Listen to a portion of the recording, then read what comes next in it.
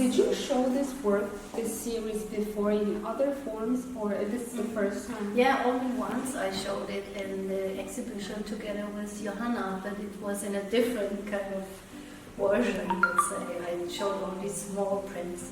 But this time for this space, I really wanted to show it like this, because now I think it found the perfect form I wanted to have, because now it refers to Chinese landscape painting for me, kind of, and that's why I also chose the rice paper to make the prints on.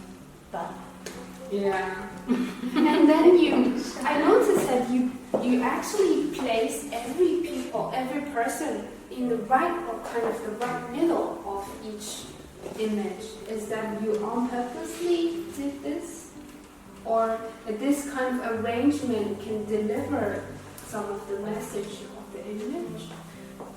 I think it's a question of the format also.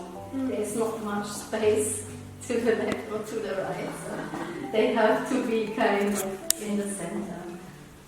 And yeah, and it's also kind of typology of these people who collect this rubbish, I think, this waste. What's typology?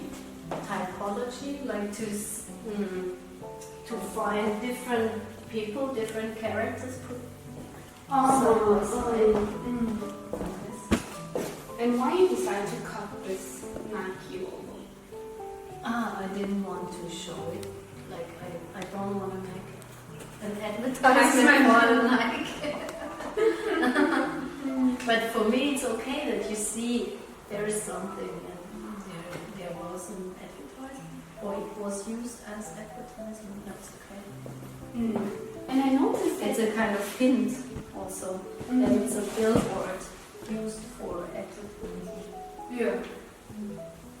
And I noticed that all of your works, you would like to show them in like a series way. For example, you always show them like 7 in a series, 5 in a series, or 400 in a series. Why? I think it makes a difference if you see only one, or if you see like 7 or 20, because then it's kind of a, like I said, it's like a typology. It's like you can like compare it, see the differences between these people, what they are wearing. So I think one would be also fine like this, but it makes a difference if you have more of these. And also I wanted to show that it's not only one person who is collecting this waste, it's really open. Trying to make their living in this city by collecting the waste of other people. I think it's always difficult for you to find a spot that you can start a series. And for this, is it easy for you to find a spot, or how you... Yeah, it can. Sometimes it's easy, sometimes it's difficult. But you never know, it's a kind of risk. Always. You have to be, I think I have to be open-minded and walk around, and then maybe I find something, but maybe not. But here I was really struck. I was attracted to this billboard immediately, and also people who passed this billboard, they were really attracted to the forest, and they tried to they took selfies, and they interact with the billboard kind of. And then I saw these collectors, and I think they are kind of moving like shadows, because it's a shopping street, a very busy shopping street, and if you don't stop, you will not see them, because they are really fast and just pass. Like a shadow, they just grab something and then they pass. And you will not see them, maybe. But are they show up as a group, or they're individual? Individual. But like shadows, they are very discreet, let's say. Very discreet. And so I decided that for me they're very interesting. And also interesting how they look and what they are wearing. But as you said, said that you are blonde and with blue hair, blue eyes, and then if you take photos, do they notice you, or they actually didn't pay attention to you? There it was very crowded, so most of the time they didn't. They were busy with their life. Yeah, they didn't see me. Some maybe they saw me, but they tried to ignore me. Because they don't want to attract attention, I think. Maybe they are also a little ashamed. Maybe not, but maybe they don't want to attract attention and they just leave. And do you want to explain, is there any difficulty during the shooting process, how you shoot, how you take photos, like how far away you see these people, you wait there for how long? After one day, do you really can collect one piece that you think it's workable, or is it difficult? I don't know. This time it was quite easy for me to take these pictures, but I had to go on every day and observe and wait for them. And sometimes they were so fast moving that you couldn't take a picture. Yeah, I would say they should be moving very fast. Yeah. To capture them, it's not an easy job. Yeah, I had to wait and But observe. I would say you must take a lot of pictures, more than 7. How do you choose out of these hundreds? I think this is like an intuitive process.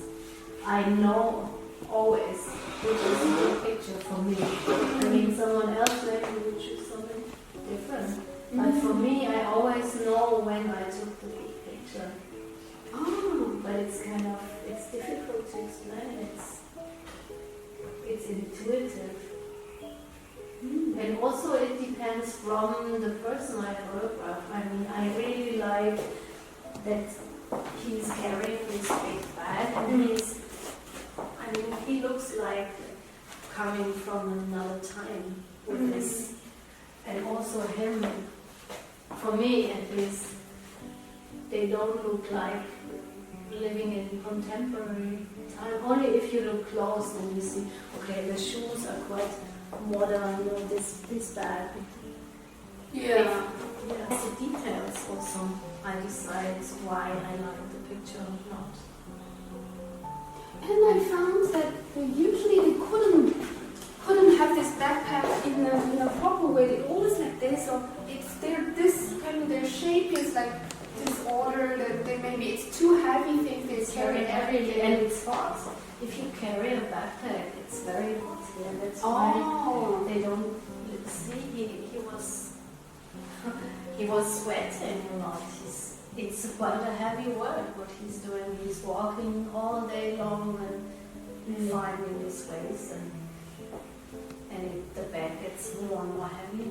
And also him, I think he's carrying around his whole belongings the whole day because he's living in the streets, I guess.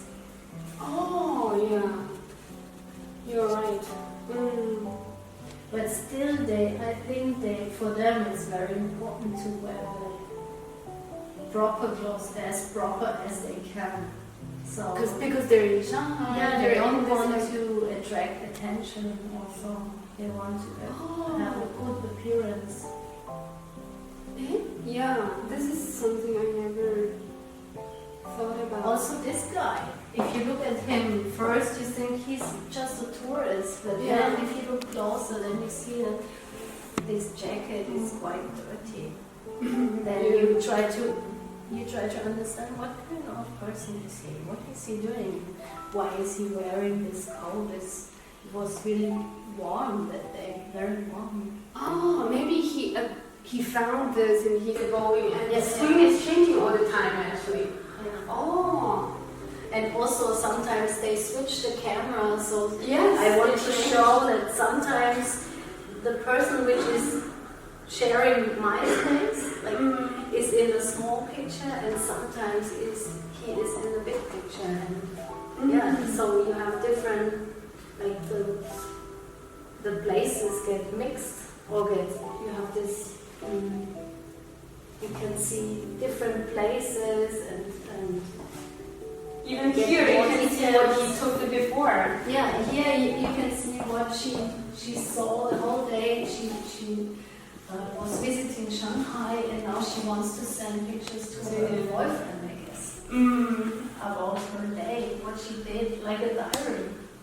And this is also interesting for me that they phone in a public space, and they feel very private, but they show their smartphone around, and it's like the private and the public space are suddenly mixing.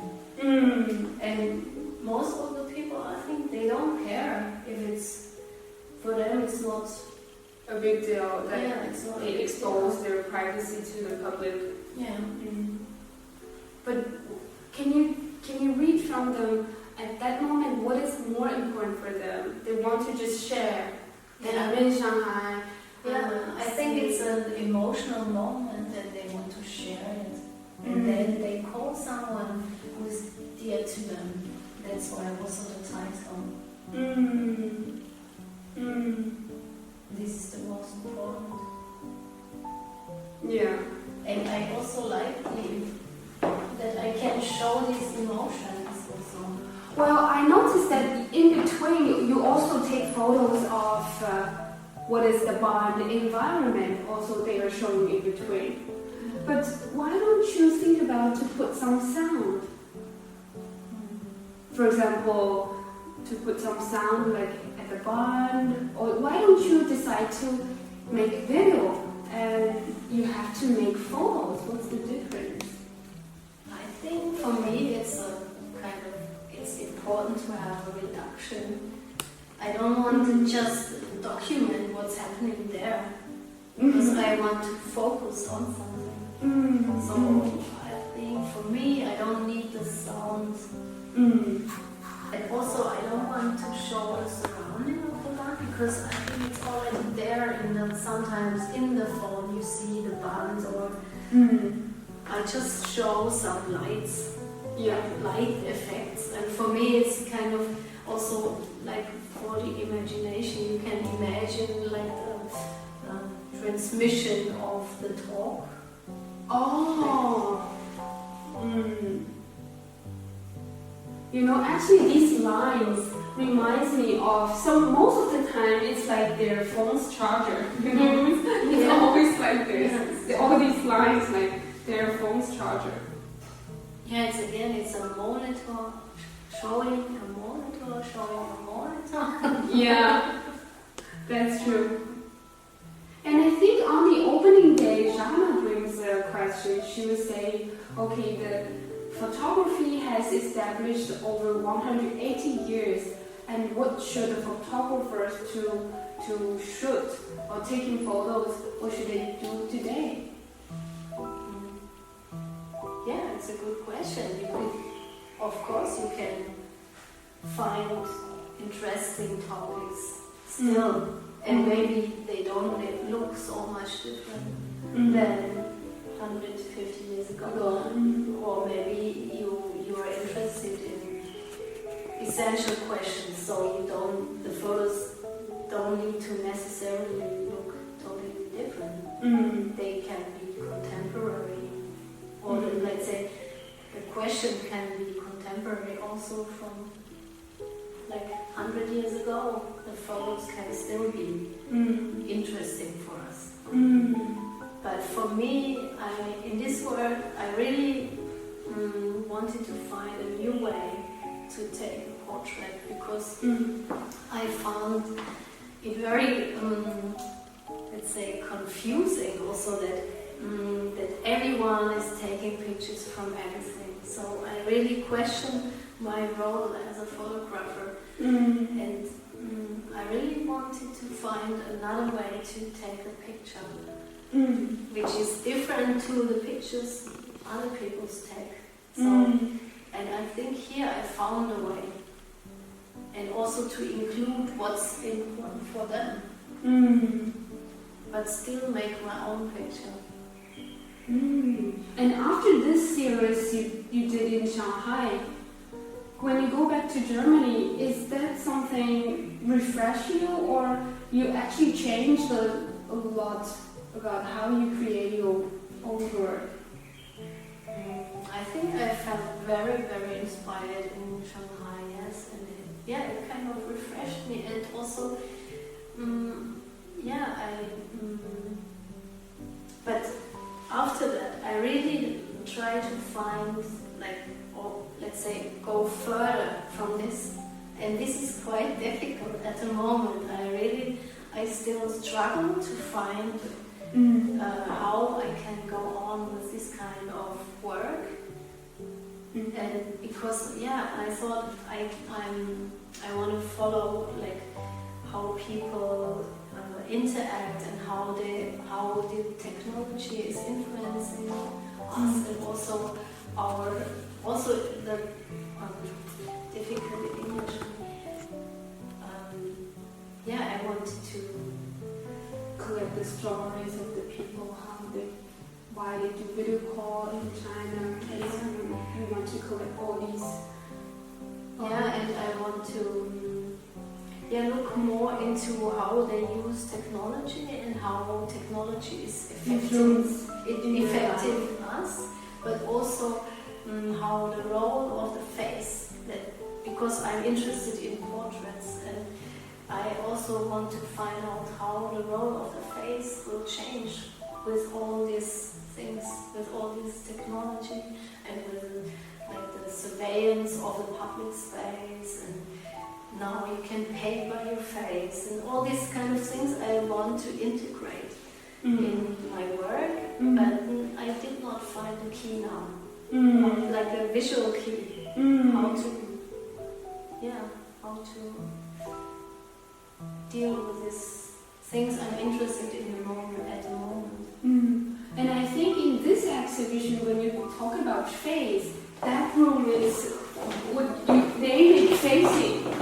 How you design to make a wall installation? Can I say wall installation or a poster wall? Because I was thinking about the whole space, how to make an interesting exhibition first, and then I took the pictures, but I had no form yet for these pictures, how I want to show it, and it's the first time I show them, and I thought that in the setting of the exhibition it would be interesting to have something directly on the wall, and also it makes sense to me because it's about these billboards and about these faces with which we are surrounded in the contemporary city. So I just took pictures and bring them back on the wall. And when you say it's facing, actually the back side, the model is facing us, but all these people are also facing us, but their face are blurred. Why you decide to have this contrast? I think it has to do with my idea of mask also.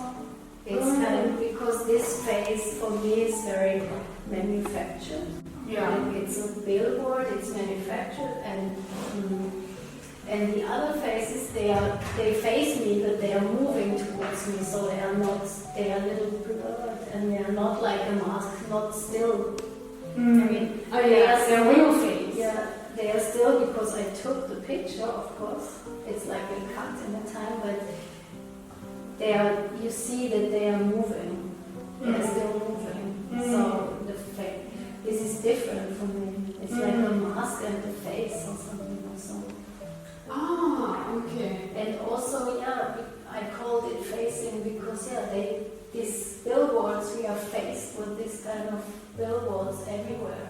We are faced with these manufactured faces. And I think it has a kind of also an effect on us.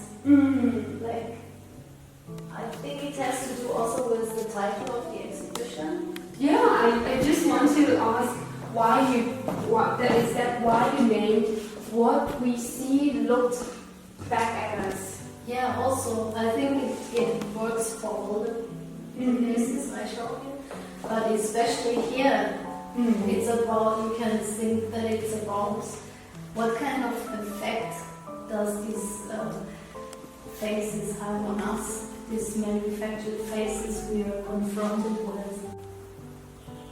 And the way you decide to show them in the sequence, I think it's more like a time that you can see people from close to far away. So that they're like, you see a kind of movement. Also. Yeah, movement. Yeah. And this face always stays the same, like the manufactured billboard face. Yeah. And the others, they are moving. Yeah.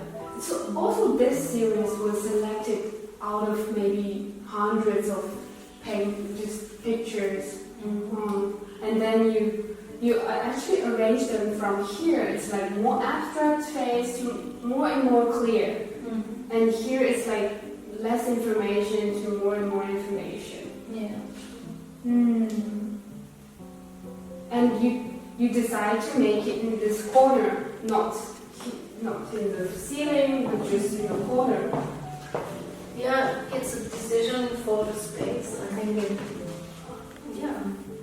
it works good for the space like this. If I would show it in a different space, I would make a different installation. But for this space, I thought that this would work well. Yeah, and also I'm always interested in like how to say in English, proximity and distance. Proximity.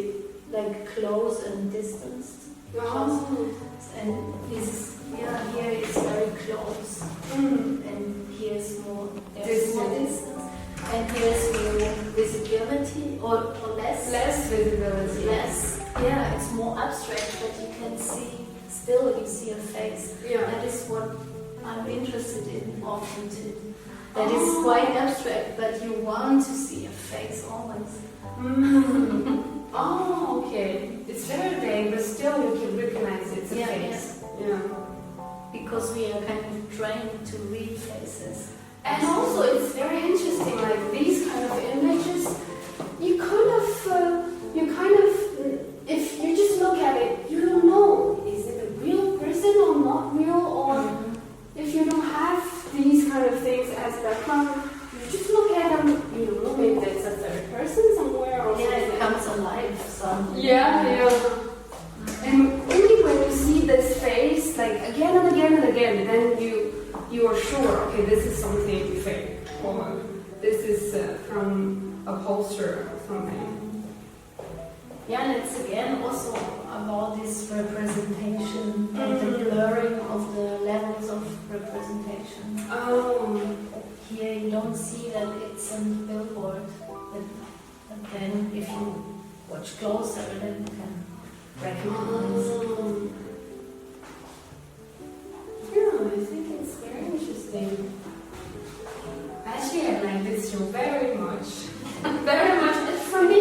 You see the portrait of